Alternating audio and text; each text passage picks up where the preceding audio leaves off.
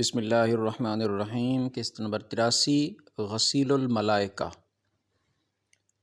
جب قزمان لڑتے لڑتے بہت زخمی ہو گیا تو اسے اٹھا کر بنی ظفر کے محلے میں پہنچایا گیا۔ یہاں لوگ اس کی تعریف کرنے لگے۔ اس پر وہ بولا، مجھے کیسی خوشخبری سنا رہے ہو؟ خدا کی قسم، میں تو صرف اپنی قوم کی عزت اور فخر کے لیے لڑا ہوں۔ اگر قوم کا یہ معاملہ نہ ہوتا تو میں ہرگز نہ لڑتا۔ اس کے ان الفاظ کا مطلب یہ تھا کہ وہ اللہ اور اس کے رسول کا کلمہ بلند کرنے کے لیے نہیں لڑا تھا۔ پھر زخموں کی تکلیف ناقابل برداشت ہو گئی تو اس نے اپنی تلوار نکالی، اس کی نوک اپنے سینے پر رکھ کر سارا بوجھ اس پر ڈال دیا۔ اس طرح تلوار اس کے سینے کے آر پار ہو گئی۔ اس طرح وہ حرام موت مرا۔ اسے اس طرح مرتے دیکھ کر ایک شخص دوڑ کر نبی کریم صلی اللہ علیہ وسلم کی خدمت میں حاضر ہوا اور بولا، میں گواہی دیتا ہوں کہ آپ اللہ کے رسول ہیں۔ آپ صلی اللہ علیہ وسلم نے دریافت فرمایا، کیا ہوا؟ جواب میں اس نے کہا، آپ نے جس شخص کے بارے میں فرمایا تھا کہ وہ جہنمی ہے، اس نے خودکشی کر لی ہے۔ اس طرح قزمان کے بارے میں آپ کی پیشن گوئی درست ثابت ہوئی۔ اس کے بالکل الٹ ایک واقعہ یوں پیش آیا کہ بنی عبد الاشحل کا ایک شخص اسیرم اپنی قوم کو اسلام لانے سے روکتا تھا۔ جس روز نبی کریم صلی اللہ علیہ وسلم غزوہ احد کے لیے مدینہ منورہ سے روانہ ہوئے، یہ شخص مدینہ آیا اور اپنی قوم کے لوگوں کے بارے میں معلوم کیا کہ وہ کہاں ہیں۔ بنی عبد الاشحل نبی کریم صلی اللہ علیہ وسلم کے ساتھ غزوہ احد کے لیے روانہ ہو چکے تھے۔ جب اسے یہ بات معلوم ہوئی تو اچانک اس نے اسلام کے لیے رغبت محسوس کی۔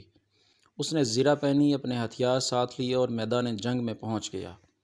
پھر مسلمانوں کی ایک صف میں شامل ہو کر کافروں سے جنگ کرنے لگا، یہاں تک کہ لڑتے لڑتے شدید زخمی ہو گیا۔ جنگ کے بعد بنی عبد الاشحل کے لوگ اپنے مقتولوں کو تلاش کر رہے تھے کہ اسیرم پر نظر پڑی۔ انہوں نے اسے پہچان لیا۔ اسے میدان جنگ میں زخموں سے چور دیکھ کر اس کے قبیلے کے لوگوں کو بہت حیرت ہوئی۔ انہوں نے پوچھا، تم یہاں کیسے آ گئے؟ قومی جذبہ لے آیا یا اسلام سے رغبت ہو گئی ہے؟ اسیرم نے جواب دیا، میں اسلام سے رغبت کی بنیاد پر شریک ہوا ہوں۔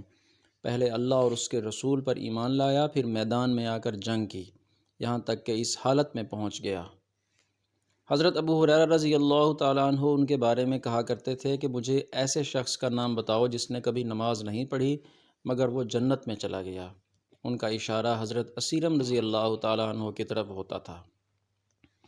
اس لڑائی میں حضرت حنظلہ رضی اللہ تعالیٰ عنہ بھی شہید ہوئے۔ احد کی لڑائی سے ایک دن پہلے ان کی شادی ہوئی تھی۔ دوسری صبح ہی غزوہ احد کا اعلان ہو گیا۔ یہ غسل کے بغیر لشکر میں شامل ہو گیا اور اسی حالت میں لڑتے لڑتے شہید ہو گئے۔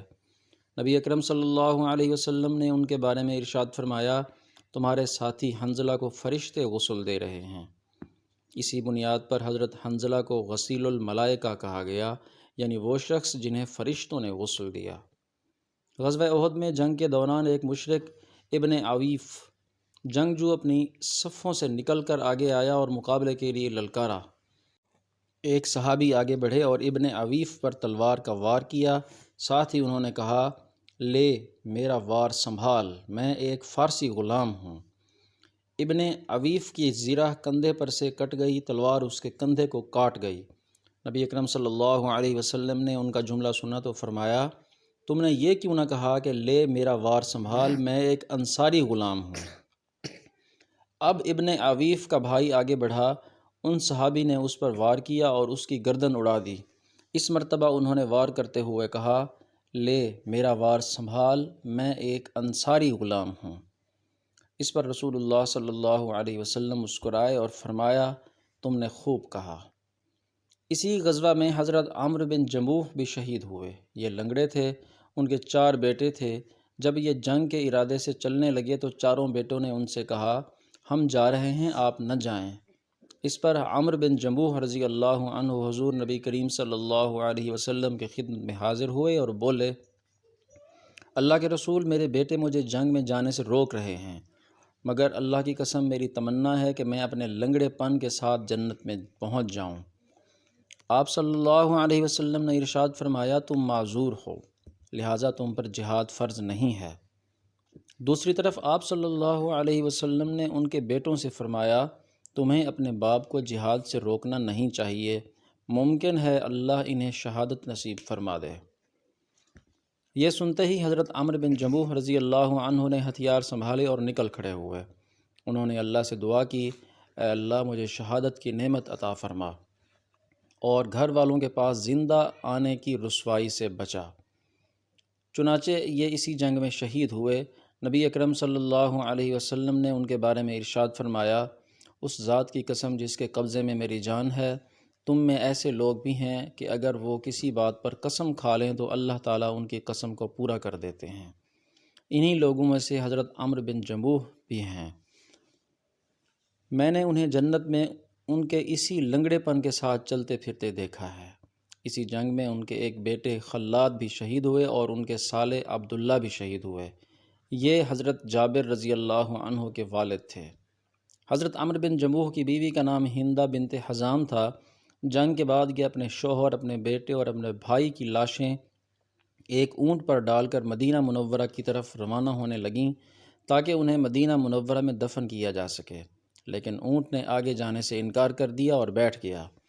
اس کا رخ میدان احد کی طرف کیا جاتا تو چلنے لگتا، مدینہ منورہ کی طرف کرتے تو بیٹھ جاتا۔ آخر حضرت ہندہ نبی کریم صلی اللہ علیہ وسلم کی خدمت میں حاضر ہوئیں اور یہ صورتحال بیان کی۔ یہ سن کر آپ صلی اللہ علیہ وسلم نے ارشاد فرمایا، یہ اونٹ معمور ہے، یعنی اللہ تعالیٰ کی طرف سے اسے حکم دیا گیا ہے کہ یہ مدینہ نہ جائے، اس لیے ان تینوں کو یہیں دفن کر دو۔ اس سلسلے میں یہ روایت بھی ہے کہ آپ صلی اللہ علیہ وسلم نے پوچھا تھا کہ کیا عمرو بن جموح نے چلتے وقت کچھ کہا تھا؟ تب آپ کو بتایا گیا کہ انہوں نے دعا کی تھی، اے اللہ مجھے زندہ واپس آنے کی رسوائی سے بچا۔ یہ سن کر آپ صلی اللہ علیہ وسلم نے ارشاد فرمایا تھا کہ یہ اونٹ مدینہ منورہ نہیں جائے گا۔ چنانچہ ان تینوں کو وہیں میدان احد میں دفن کیا گیا۔ مشرکوں کے ساتھ آنے والی عورتوں نے شہید ہونے والے مسلمانوں کا مسئلہ کیا تھا، یعنی ان کے ناک، کان اور ہونٹ وغیرہ کاٹ ڈالے تھے۔ حضور اکرم صلی اللہ علیہ وسلم کے چچا حضرت حمزہ کے ساتھ بھی انہوں نے ایسا ہی کیا، یہاں تک کہ ہندہ جو حضرت ابو سفیان کی اہلیہ جو اس وقت تک مسلمان نہیں ہوئی تھی نے ان کا کلیجہ نکال کے چبایا مگر اس کو نگل نہ سکی۔ لاشوں کو مسلح کرنے کے بعد مشرک واپس لوٹے۔ مسلمانوں نے بھی انہیں روکنے کی کوشش نہ کی کیونکہ سب کی حالت خستہ تھی۔ البتہ ایسے میں حضور نبی کریم صلی اللہ علیہ وسلم نے حضرت علی سے فرمایا، دشمن کے پیچھے پیچھے جاؤ اور دیکھو وہ کیا کرتے ہیں اور کیا چاہتے ہیں۔ اگر وہ لوگ اونٹوں پر سوار ہیں اور گھوڑوں کو ہانکتے ہوئے لے جا رہے ہیں تو سمجھو وہ مکہ جا رہے ہیں، لیکن اگر گھوڑوں پر سوار ہیں اور اونٹوں کو ہانک رہے ہیں تو سمجھو وہ مدینہ جا رہے ہیں۔ اور قسم ہے اس ذات کی جس کے قبضے میں میری جان ہے، اگر انہوں نے مدینہ کا رخ کیا تو میں ہر قیمت پر مدینہ پہنچ کر ان کا مقابلہ کروں گا۔ حضرت علی ان کے پیچھے روانہ ہوئے۔ آخر معلوم ہوا کہ مشرکوں نے مکہ جانے کا ارادہ کر لیا ہے۔ اس طرف سے اطمینان ہو جانے کے بعد مسلمانوں کو اپنے مقتولین کی فکر ہوئی۔ حضور نبی کریم صلی اللہ علیہ وسلم نے فرمایا، کوئی سعد بن ربیع کا حال معلوم کر کے آئے، میں نے ان کے اوپر تلواریں چمکتی دیکھی تھیں۔ اس پر کچھ صحابہ کا نام ان کا حال معلوم کرنے کے لیے جانے لگے۔ اس وقت حضور نبی کریم صلی اللہ علیہ وسلم نے ارشاد فرمایا، اگر تم سعد بن ربیع کو زندہ پاؤ تو ان سے میرا سلام کہنا اور ان سے کہنا کہ رسول اللہ تم سے تمہارا حال پوچھتے ہیں۔ ایک انصاری مسلمان نے آخر حضرت سعد بن ربیع کو تلاش کر لیا۔ وہ زخموں سے چور چور تھے، تاہم ابھی جان باقی تھی۔ سیرت کا یہ مبارک سلسلہ جاری ہے۔ آپ سے گزارش ہے کہ چینل کو سبسکرائب کریں، ویڈیو کو لائک اور شیئر کریں۔